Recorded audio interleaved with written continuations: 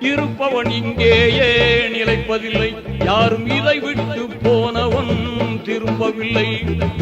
மறுப்பவன் இதனை யாரும் இல்லை, மனதில் ஆசைகள் மட்டும் குறையவில்லை.